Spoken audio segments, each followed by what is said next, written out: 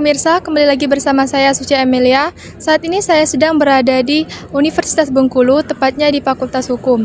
Nah, liputan kali ini saya akan membahas tentang persepsi mahasiswa Fakultas Hukum mengenai Pilkada 2024. Pilkada serentak 2024 telah usai, meninggalkan berbagai catatan menarik mengenai partisipasi masyarakat dan dinamika politik di Indonesia. Mahasiswa Fakultas Hukum yang dikenal sebagai generasi intelektual kritis juga menyampaikan evaluasi mereka terhadap proses pilkada. Lalu, bagaimana sih persepsi mereka terhadap proses pilkada 2024 yang dilaksanakan pada 27 November kemarin? Mari kita simak laporan berikut.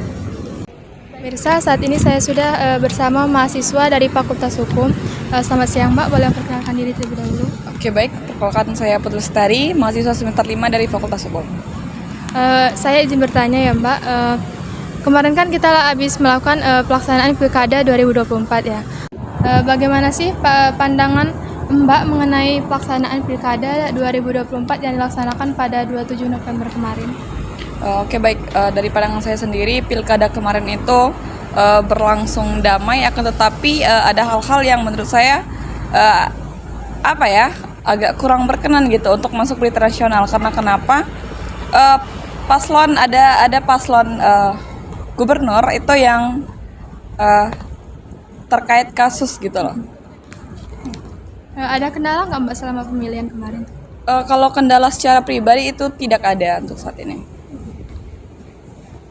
Apa tanggapan Mbak mengenai politik uang yang masih terjadi dalam Pilkada 2024? Oke, baik. Untuk politik uang atau money politik itu sangat sulit untuk dihindari ya untuk zaman sekarang. Akan tetapi hal-hal tersebut menurut saya dapat dihindari secara person to person, secara pribadinya seseorang. Untuk secara umum itu sangat sulit untuk diterapkan untuk Indonesia terutamanya. Lalu apa sih solusi yang menurut Mbak bisa dilakukan untuk kedepannya? Solusinya terutama untuk generasi muda, yang pertama jangan pernah mau untuk diiming-imingkan dengan uang, karena pemilihan itu kalian diberikan sejumlah uang, akan tetapi pemilihan itu dalam jangka waktu yang cukup lama.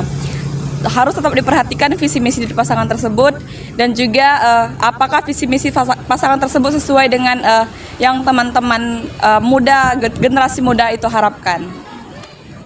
Pertanyaan terakhir, Mbak ya. Apa harapan Mbak terhadap pemimpin yang terpilih melalui Pilkada 2024 kemarin? Oke, baik. Mengenai pemimpin yang terpilih, terutamanya pada pasangan gubernur yang saya highlight di sini, menurut saya itu sudah cukup tepat ya untuk calon yang menang. Karena kenapa? Apabila hal tersebut terjadi pada pasangan yang terkait kasus, itu menurut saya agak kurang berkenan. Oke, baik Mbak, mungkin itu saja wawancara dari saya. Terima kasih atas waktunya. Selamat melanjutkan aktivitasnya kembali. Bersama mahasiswa dari Fakultas Hukum, narasumber kedua dari mahasiswa Fakultas Hukum. Boleh perkenalkan diri terlebih dahulu, Mbak?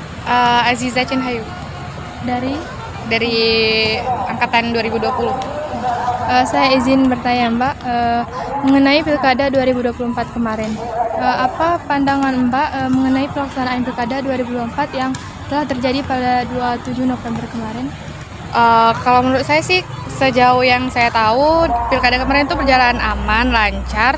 Cuman memang ada beberapa kendala, kayak yang kita tahu kan, ada penangkapan salah satu calon, terus juga masih banyak isu-isu politik uang gitu kan, masih ada yang gitu sih yang saya dengar. Tapi untuk semuanya tergolong jalan lancar dan aman, dan juga semoga gubernur yang terpilih ini bisa membuat Bengkulu ini lebih maju, harapannya.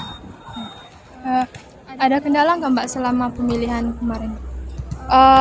Nggak ada kendala yang terlalu ini sih, paling kalau kayak kami kan anak kos gitu kan, paling kayak menyesuaikan waktu jadwal kuliah sama pemilihan itu kan besoknya harus pulang lagi ke Bengkulu kan, sementara rumahnya agak jauh lah dari Bengkulu gitu.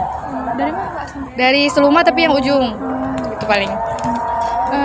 Apa tanggapan Mbak mengenai politik uang yang masih terjadi dalam proses Pilkada 2024? Sebenarnya sangat menyayangkan masalah politik uang tuh kan, sebenarnya harapannya nggak terjadi lagi politik uang kayak gitu, karena itu kayak apa ya, merusak lah, gimana nggak milihnya itu nggak berdasarkan visi misi dari para calon gitu. Jadi harapannya nggak terjadi lagi ke depannya masalah politik uang. Lalu apa sih solusi menurut Mbak yang bisa dilakukan ke depannya? Mungkin dari para calon itu lebih apa ya, kayak menekankan visi misinya sendiri tanpa embel-embel ada janji-janji politik yang bermain-main uang itu juga.